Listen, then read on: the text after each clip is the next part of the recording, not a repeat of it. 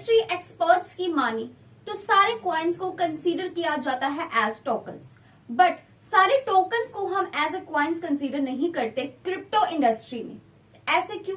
नमस्कार, स्वागत है आपका एक बार फिर से हमारे चैनल फिनस्ट्रीट पे। तो आज की वीडियो की हमारे जो मेन हीरो हैं वो है crypto coin and crypto token, यानी कि एक तरफ है हमारे क्रिप्टो कॉइन्स और दूसरी तरफ है क्रिप्टो टोकन। लोगों को अक्सर इसको समझने में धोखा खा जाते हैं, उन्हें समझ में नहीं आता कि ये दोनों अलग अलग है या फिर सेम है, और अगर अलग अलग है तो दोनों में एक्चुअली डिफरेंस क्या है और दोनों सेम है तो कैसे। तो आज हम इसी कंफ्यूजन को करने वाले हैं दूर, तो बने रहिए वीडियो के एंड तक। शुरुआत करते हैं आज की वीडियो के साथ, लेकिन उससे पहले अगर चैनल पर न्यू आए हैं तो चैनल को सब्सक्राइब करना बिल्कुल ना भूलिए एंड बेल आइकन को भी कर लीजिए क्लिक।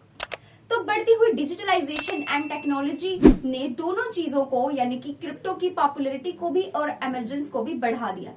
तो बढ़ती हुई डिजिटलाइजेशन एंड टेक्नोलॉजी ने क्रिप्टो की जो पॉपुलैरिटी है एंड एमरजेंस है, दोनों को ही आगे तक ये ले गई है। क्रिप्टो को पॉपुलर भी बना दिया है एंड एमरजेंस भी कर दिया, यानी कि बहुत सारे लोग क्रिप्टो को आज यूज कर रहे हैं।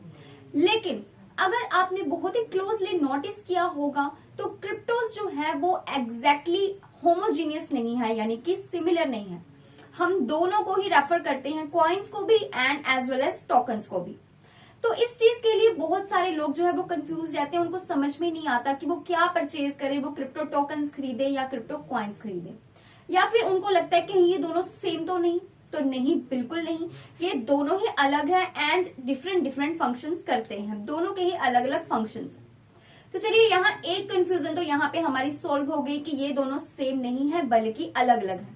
अब हम थोड़ा और डिटेल में जाके इन दोनों का जो डिफरेंस है उसको समझने की कोशिश करते हैं। तो क्रिप्टो इंडस्ट्री का ये कहना है कि जो की डिस्टिंक्शन है कॉइन्स एंड टोकन्स के बीच में, तो जो डिफरेंस है वो ये है कि जो क्रिप्टो कॉइन्स है, हमारा एक तरफ क्रिप्टो कॉइन्स है, ये है हमारे नेटिव एसेट ब्लॉकचेन के, जैसे कि बिटकॉइन और इथेरियम।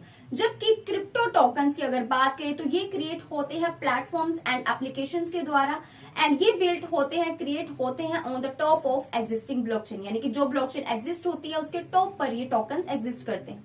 अब मान लीजिए एक तरफ है हमारे क्रिप्टो कॉइन्स एंड दूसरी तरफ है हमारे क्रिप्टो टोकन्स।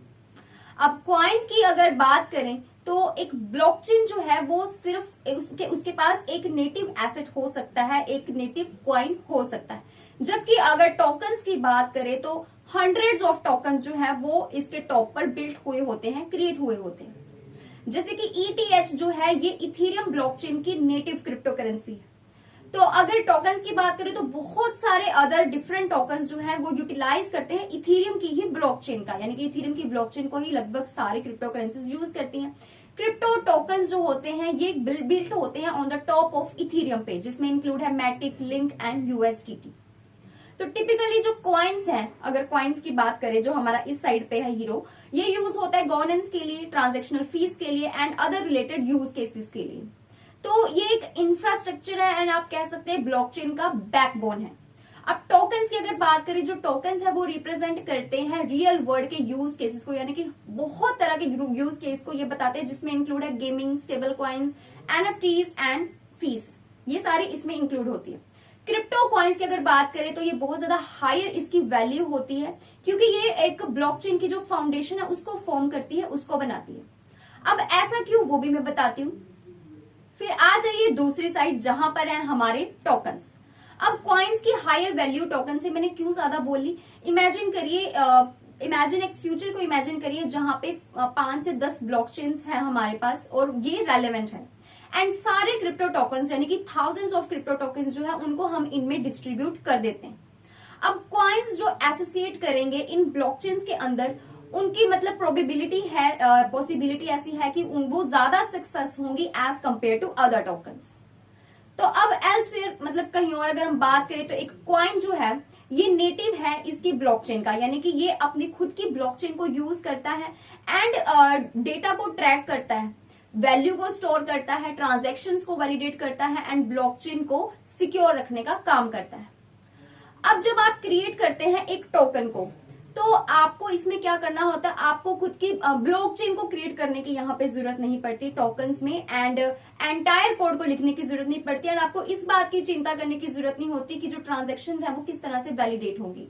इंस्टेंट आपको जस्ट एक टोकन को क्रिएट कर देना होता है एंड बस वो किसी और की ब्लॉकचेन पे चलता है, जैसे कि इथेरियम की ब्लॉकचेन पे। इसका मतलब है कि आपको एंटायर सिस्टम को इसमें इंप्रूव करने की जरूरत नहीं होती, अपडेट करने की जरूरत नहीं होती, किस तरह से काम करता है, एंड वल्नरेबिलिटीज की चिंता करने की आपको जरूरत नहीं होती।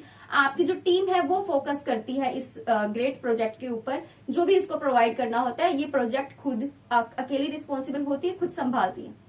एंड इन एडिशन अगर टोकन टीम की बात करें तो ये रिलाई करती है कॉइन के नेटवर्क के ऊपर, यानी कि जो आपको प्रोवाइड करती है सेफ्टी एंड स्टेबिलिटी नेटवर्क के लिए, पूरे नेटवर्क के लिए।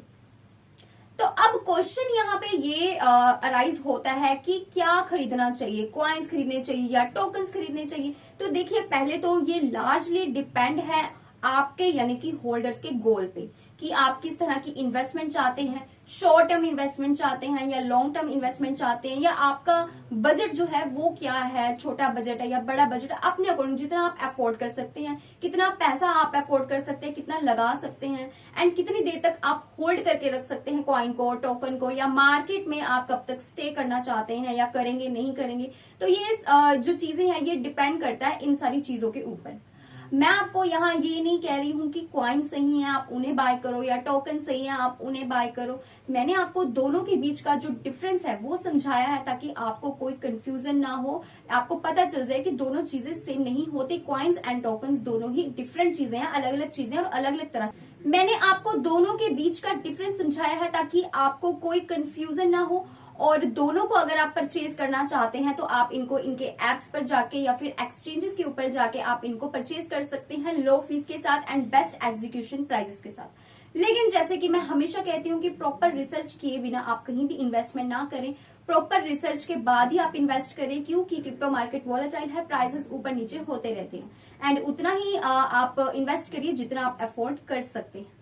So that's all for today's video. ये थी आज की वीडियो जिसमें मैंने आपको बताया क्रिप्टो टोकन्स एंड क्रिप्टो जो कॉइन्स है दोनों के बीच का डिफरेंस क्या है। तो आई होप आपको वीडियो अच्छे से समझ में आ गई होगी। अगर फिर भी आपको कोई डाउट हो जो आपका क्लियर ना हुआ हो तो नीचे कमेंट सेक्शन में आप पूछ सकते हैं। एंड ऐसे इन्फॉर्मेटिव वीडियो के लिए जुड़े रहिए हमारे चैनल फिन स्ट्रीट के साथ। Stay tuned.